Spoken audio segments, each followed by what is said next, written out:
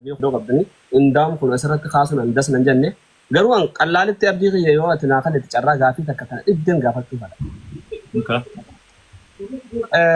Farree gaafiin an akka na dhibde sirbi kee yoo mileenaatillee mileenota hedduu laalamaa jira. Okay. Dhageettillee Oromoo biratti argataa jira. Maaltu awwaardii Hacaaluu irraa si hambisee? Takkaa hirmaattee keessatti filannoo san keessa seentee beektamoo achuma seenne moo inuma nagarreegaa yeroo hedduu awwaardii san irratti wanni kun maali? Awwaardii Hacaaluu irraa koomii hin qabu ani awwaardiin Hacaaluudhaa dhiyoon tana jalqabee fuula dura hirmaadhee akka walli isaan tokko badhaafamutti badhaafamuun hin danda'a. Awwaardii Hacaaluu irraa ani koomii hin qabu. Akka walli isaan tokko hirmaatutti akka madaala isaanitti gaafa na dhiyeessan itti badhaafamuudhaaf qophiidha.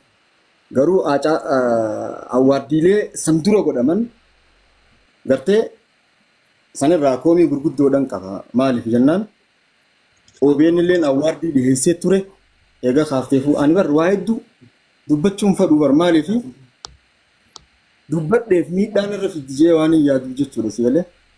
Hajjirru keessa biitiin keessa jiru Afrikaadha. Itoophiyaadhaan jira si'alee. Waa hedduu dubbachuun fadhu.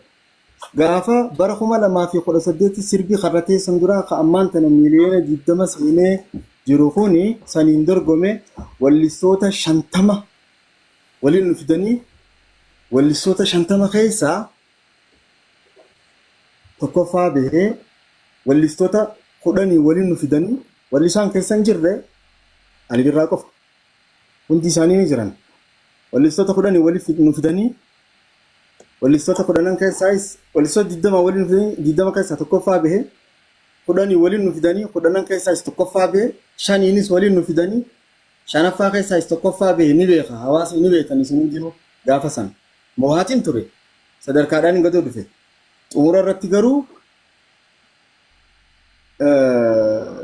bishaan dhuudee jechuudha dubbiin namni badhaafames hin jiru suni amma dubbachuun fadhu asuma irratti hin dhaabee bira dabraa.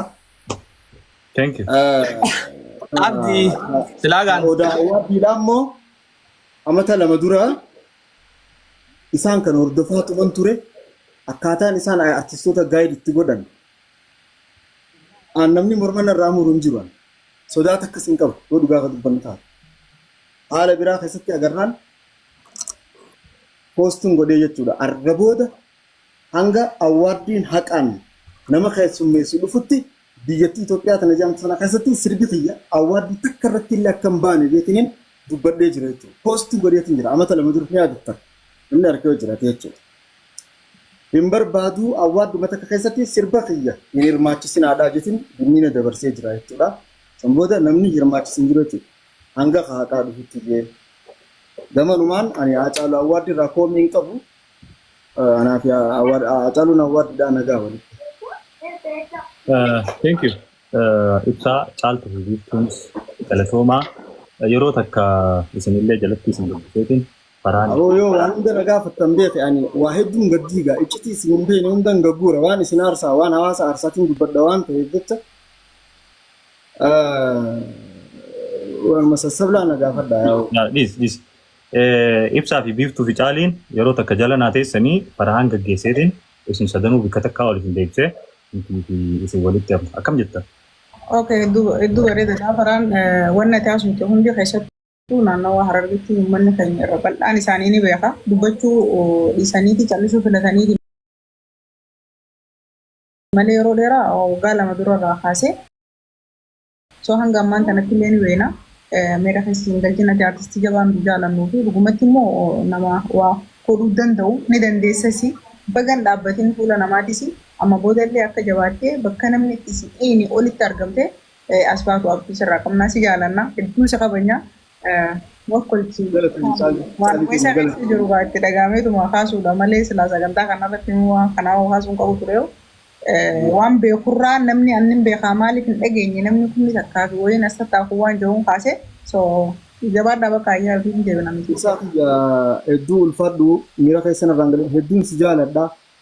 By the way ibsaan nama keessanillee na gargaaraa ture.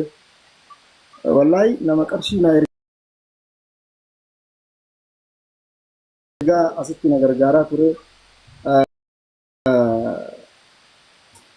Gartee rakkina kiyya akka hawaasni beekuu fi akkan gargaaramu fedhee dubbate malee waan biraati. Yaa ammeenya biraatti fi Kana wallaalee mitaanis nuti naaf galama akka fayyatti. Galatoon ulfaatu wallaahi ibsaa kiyya hedduun si jaaladha. mallee dursuu farree. Naa jiraadhu sin jetti barbaada. Okay. Galatoon yaa gaarii achii biroo wanni dhaan beektaa. Jiraadhu harree kennaa umrii dheeraa. Yaa. Taatoo nu farree abshir waan biraa keessa wanni seenii wanni jirtu siigalee gubbaa kanaan qoqqoodna malee keessa keenya waan biraati jechumaa fi santu na dubbachiise malee wanni miti. Dhukkuba dawaa beekan dawuma itti bitanii sanuma dawaa maan beekne yaada jiruu fi abshir biroo hunduuma dabraa abdii turtii gaarii galatoon ulfaadhu. Thank you. Galatoo maasinillee xumurree jirra abdii. Farree dhammaan hafatii walitti hafee daawwattoota keenya gaa. Gaafiilee hedduudha waliin dabarsuuf jirra. Gaafii miiraa, gaafii qoflaa, gaafii taphaa, gaafiileen gaa sila dandeenye ilaal carraan uummata kanaaf gaafii kannuu filannoo farreeti. Farreen homaa rakkoo hin qabu haana gaafatanii namoota tokko tokko galchii silattuu nama dilaaf yeroon isin geessuu naan jeetiin akkasitti carraa kana namoota gaafannuu danda'e malee ani keessummaati yeroon fidee gaafiilee tartiibaan gaafadhee nageetti jeenii kabajaaniin gaggeessaa faraan bikka guddaa waan isinii qabuuf waan isin jaalatuu fi carraa kana piliis anaaf fadhaa naa kannii ummanni tokko tokkoon gaafii naa gaafatanii jee malee silaa koomantii irrattiin carraa nama hundaafuu kan ture koomantii irra gaafii gaafatan ture sanii gaafiileen gaa namuu yaada adda addaa gaafii adda addaa qaba sanii hundi keessan wallahi galata hangana hin jaamne nu biraa qabdan hedduu galatoomaa osoon sagantaa tiyya hin xumurretti sagantaa carraa Farhaaniifin kannaa kabajamoo artisti Farhaan yaada kan kee hawaasaaf maal jetta hawaasaaf maal dhaammatta dhumarratti immoo hawaasa kanaaf wallee kan kee keessaa tokko akkaan jaalattu hawaasni jaalatu nu afeertee yoo feete caayaa jaalalaa akkasitti anaafatti wal gaggeessine anaa fi hawaasnis walitti hafna itti fufii yaada kan kee manni keetii carraan keetii amma. Okay, dhaamsi hawaasa kiyyaaf qabu ta duraan dursoodha waluma qabee wanni dubbadhu hayyoota keessan sheekootii teessan artistoota keessan ulamaayii teessan gartee qabsaa'ota keessan walumaa galatti jajjabaa keessan if jalatti ilma ofii nyaatu bashoo qofa akka bashootti if jalatti ilmaan keessan hin nyaatin haadhaa jalatti yoo gargaaruu dadhabdan fi tattaafatee haa ba'u isaa fi jireenya isaa walii dhiisaadhaa akka bahu laalaadhaa dandeessan gargaara dadhabdan immoo miila jalaan haxaayinaadhaa dhiisaadhaa jettuun barbaadaa jechuudha. Maali boo qaba namni ol seenee gaafii nama gaafachuuf. Oh, Hamza kiyya. Abdeen baana. Namzee mooditara bar nama biroo nama lamaa qaba. Ani warroota sana jalaatiin ilaalu jira. Koomantii tante ammaan dhumarratti lallaalu jira ta'a. Mana kan dhufu jettu. Maal taate? Rabbi si baase. Arrabooda si daawwachuun kaane. Faree si afaan qabe dubbii dhiifama. Oromoo tara qabutee abdeetee isaan tun na arsaayyee fixadhoo fare gaafii kan qaba osoo ati hin baaneen duratti.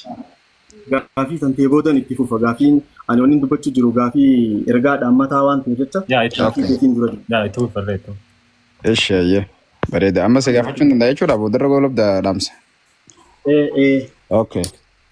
Gaafiin tiyya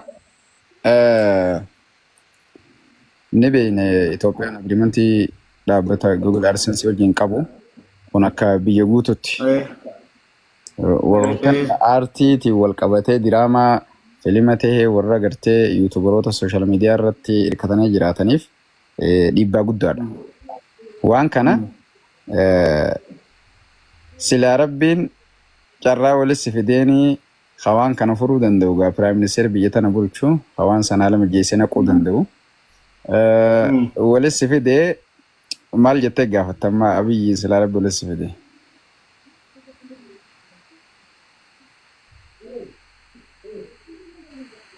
Gaaffii bareedaa na gaafatte. Dhimma kiyyaa miti kan hin haasa'u. Yoo Piraayim Ministeeriin Rabbi waliin na fide dhimma kiyyaa ani ilma namatti haajaan qabu jee dubbadheetiin ture. Dhimma waliigalaatiin dubbadha jechuudha. Biyya keessa jiraatus akka waliigalaa godheetiin dubbadha. Nis takka ija mirgaatiin, ija bitaatiin qofa osoo hin taane ija mirgaatiin aartii Itoophiyaadhaa tana garagalii ilaali. Ispeeshaalii aartistoota Oromoodhaa jireenya isaanii kana dho'ifatanii deemu jiraniititi. Mee gabbuu ilaaliititi. Humna qabduun yoo rabbi sii laaffise sattarii tayyattuun qaba jechuudha sii galee. Gamanumaan waan hin jechuu barbaadu. Aartistoonni sattaramanii jireenya bareedaa jiraachuu jiranis ni jiran. Sun akka itti ta'e qaba. Akka itti ta'e qaba jechuudha. Annamni mataan irraa muru hin jiru abbadachii gurguratee abbadachii 4-5 fudhatee gurgurachuu jiru sun carraa isaatii harkachuu isatti ni gammannaa. Garee kophaatti bilisoomtee gartee bilisummaadhaa fi tujjaarummaadhaa fi qananiidhaan jiraachuu jirtu jira. Gareen takka immoo ta dhiibdee itti kannitee jalaa haftee dirree qullaa tatteessuu jirtu jiraachuu gama aartistootaati yoo kalaalute. Maal jechuu kiyyaa aartistoonni kan itti toltee jiraachuu jiru jira. Makiinaa modeela jijjiiree sun carraa isaatti baga rabbii godheef itti haa dabalu. Sun akkas ta'uu hin qabu. Ta'ullee aartistoota kana yoo waan kannituuf dhabde mootummaadhaan waan hin jiru si galee yoo hin carraa harkadde yoo waan kannituuf dhabde akka dalagatanii jiraachuu danda'an gartee hordoftoonni keenya as keessaa gara galii namni Itoophiyaa keessa nu laalu galii hin qabu. Monetization irra hin jirtu biitiin beeksisni asirra deemaa hin jiru. Dhaabbata Google AdSense wajjin haasa'iti diil godhiititi aartistoota kana gargaare haa if gargaarani. If gargaaruu bira dabarree biyyaafillee faayidaa godhuu dandeenya jechuudha. Akkasitti taaksii nu gaafate biyyallee gargaaruu dandeenya, miskiinallee gargaaruu dandeenya because burkaan teenya lafa gannaqamaa hin jirtu gingilchaan bishaan waraabaa hin jiru jechuudha. Kana yoo waan nu kannullee dhabe haala monetization biyya kana keessa akka TikTok galii as keessatti qabaachuu danda'u godhuudhaa fi akka YouTube'ni biyya kana keessatti galii harkachuu danda'u Google AdSense wajjin diil godhee warra YouTube'aa wajjin dubbate carraan yoo argame godhuu ni danda'a. Mootummaa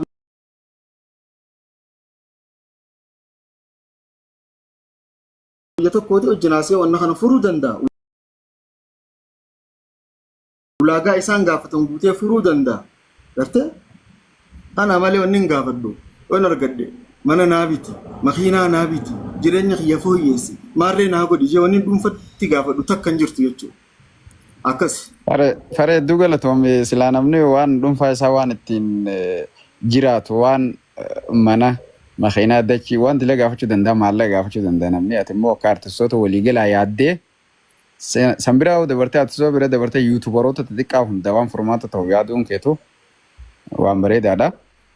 Kanarraa hafe immoo warroottan gariin mataa keessaa aartistoota gadaddaan ni jiran shari'aa islaamaatiin wal qabsiisanii isaaniif hin dhaamsa dabarsuu barbaada. Waan aartiirraa dubbatu jirraan ta'eef jecha gabaabumatti rabbiin quraana keessatti aartiin haraam hin jenne muuziqaan haraam hin jenne hadiisa keessaas hin jiru ammoo kijibni haraam jee jira rabbiin.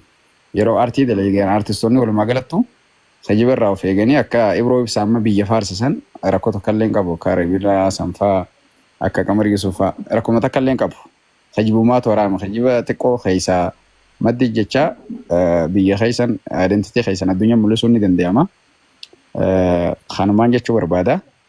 Jabaadha abdii muratinaa aartistoonni ni beena Oromoo keessaafu yeroo hedduu irra guddaan isaa yeroo dheeraadhaaf amma hedduuf rakkoo keessa taa'ee ummata isaatiif sagalee ta'ee afaan isaa akkasuma banziila qabsoofaa ta'ee akkasitti namallee kakaasee bilisummaa hanga qabsaa'onni hundi alaa galu bilisoomnee miidiyaanii hanga isaa wal gaafatanitti warri oofees hin ga'e warra aartistoota kana qooda keessaa qabanii garuu keessatti gaawwanni fayyadaman hedduudha hin argamtu. Saniifuu gaamee Rabbi haa tolchu. Isin jabaadha. Wanni ganaadha addunyaani. Jabaadhaan isin hin jira. Warri jiraatee isaa jiraatu kan jiraatinis fuula dura abdii Rabbi irraa qaba. Hundaafuu abdii murinaa jabaadhaan isin hin jira galatooma. Thank you Hamza. Abdee xiyya dhiifama yeroo takkaan faraan harkutti hin jiru gadiin bu'aa na deebisi. Okay. Naddu kanaa jira. Thank you Hamza. Hamza gadin si musa di fama.